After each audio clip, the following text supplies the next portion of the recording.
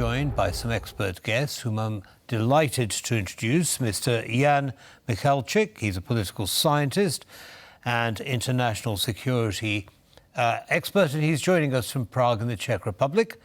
And Juraj Marusiak, who's a political scientist from the Slovak Academy of Sciences, and he's joining us from Bratislava in Slovakia. Welcome, gentlemen, both to TVP World, and thank you for taking the time.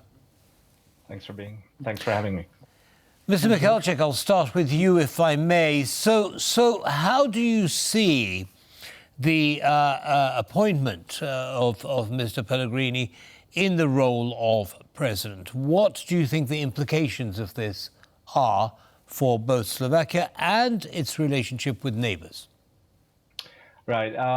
First of all, we have to remind our viewers that on paper, at least, the powers of the Slovak president, much like the powers of the presidents and chancellors in the region, are largely ceremonial. So I wouldn't expect a large shift in where the country, Slovakia, is heading in terms of foreign policy or domestic policy, in the sense that the government will still dictate the tempo and the direction most of the time. However, the presidents can, even though they are ceremonial on paper, speed up or slow down the process if they deem the process contrary to the direction that the country should be taking in their view.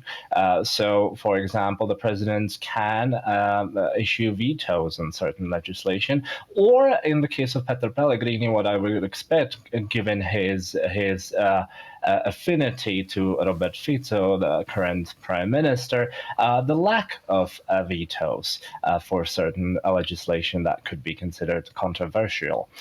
So no large changes, but that could also be negative because, as we've seen, Robert Fico's government has been accused of taking the country in a rather illiberal direction lately. And Peter Pellegrini, if anything, will not stand in the way, most likely. Right, thank you for that. Now, coming to you, Mr. Marusiak, it sounds as though the checks and balances which should be there in terms of national and international policy simply don't exist in Slovakia. How's this being perceived at the moment? So Pellegrini, president, has quite a weak power. Yes, he can be kind of can serve as a check and balance, but we must have in mind that he comes from the same political camp as Robert Fico. When he tried to oppose his policies, his political course, and he established his own political party, when he started to criticize Robert Fico too much, this party lost its electoral support. So from this perspective, Pellegrini is highly dependent on the political support of Smer and the voters of Smer. Secondly, he is also a relatively young politician. Therefore, he has no. If he wants to be re-elected, he will be dependent from Robert Fico voters also 5 years later. So if Pellegrini will start to oppose Robert Fico, it will take part only in 5 years. Not right. Now. If that happens. But in the meantime, what do we expect to happen in terms of Slovakia's direction? For example, do we expect it to become more pro-EU or to be on the outskirts, aligning with Hungary, Viktor Orban from Hungary? Mr. Michalčák, what's your opinion? Right. I'll just very shortly add to what the colleague said. It is not far-fetched at all to claim that Mr.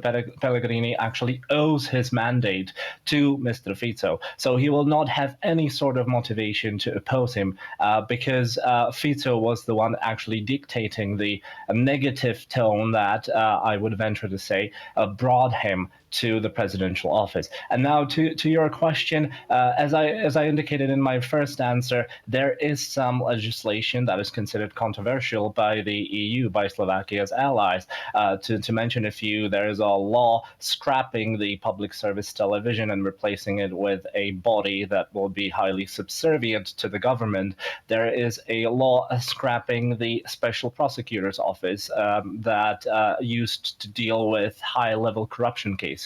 And some of them even pertained to the governing party itself. And that it will now be gone. And as I said, Mr. Pellegrini will most likely not oppose the laws in any sort of way. And on the contrary, he could even be the driving force in making the system much more pro-governmental by, for example, tweaking the constitutional court, which would further favor the governing party. And to your question regarding alliances, on paper, Slovakia will, of course, remain a full-fledged member of the EU and NATO, but we must not forget that Slovakia and the Fico government has been consistently on the side of Russia in its aggressive war against Ukraine, and successive polls have shown that Slovakia and its population believes the Russian narrative the most out of the region and actually considers Russia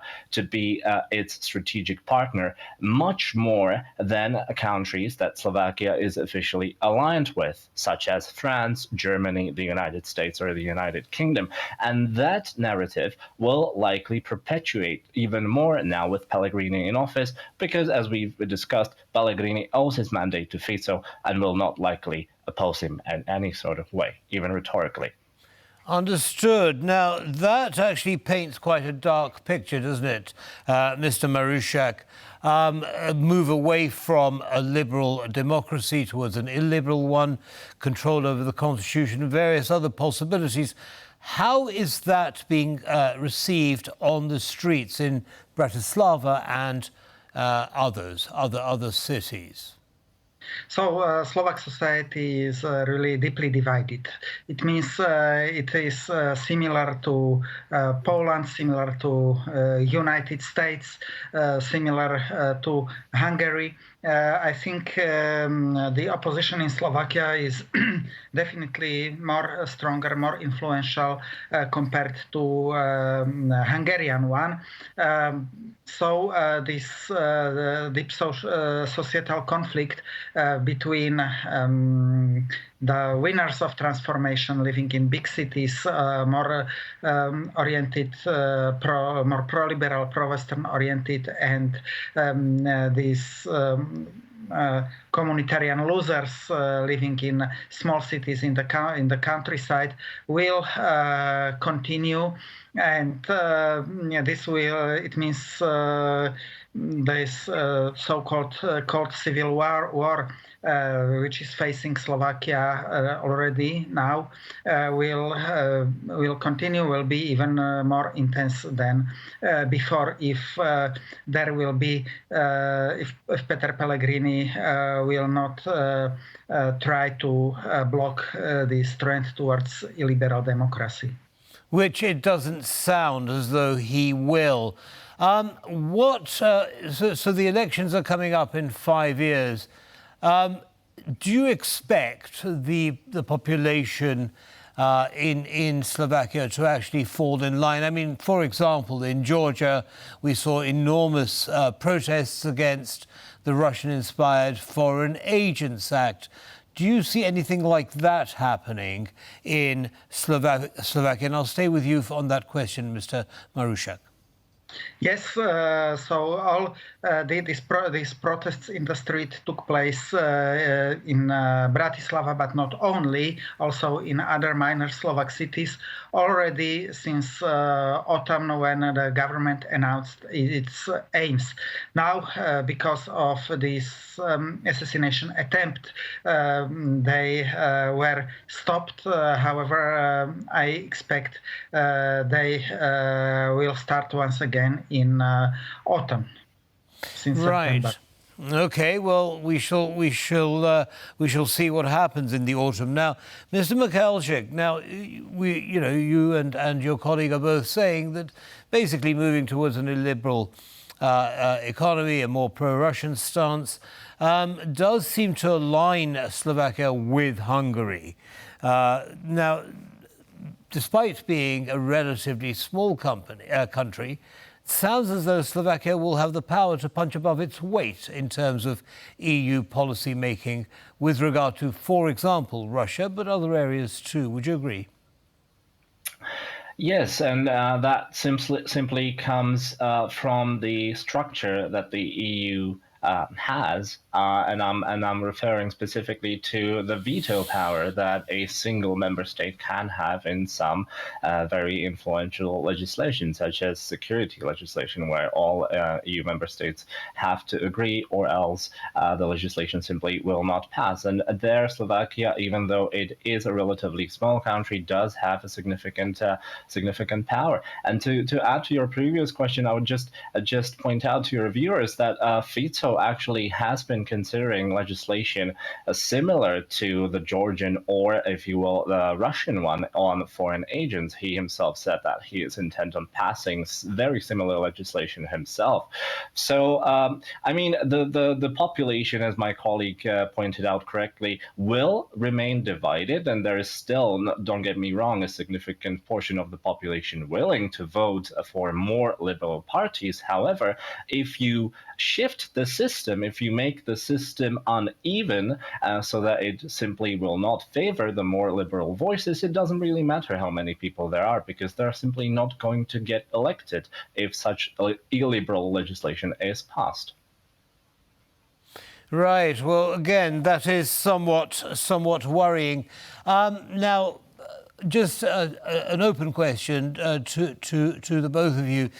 Bearing this in mind, bearing the impact or the power that Slovakia and Hungary have against a unified EU decision, do you anticipate the European Union actually moving forward, evolving to a majority-based decision-making profile? And I'll take your comment first, Mr. Michalčák.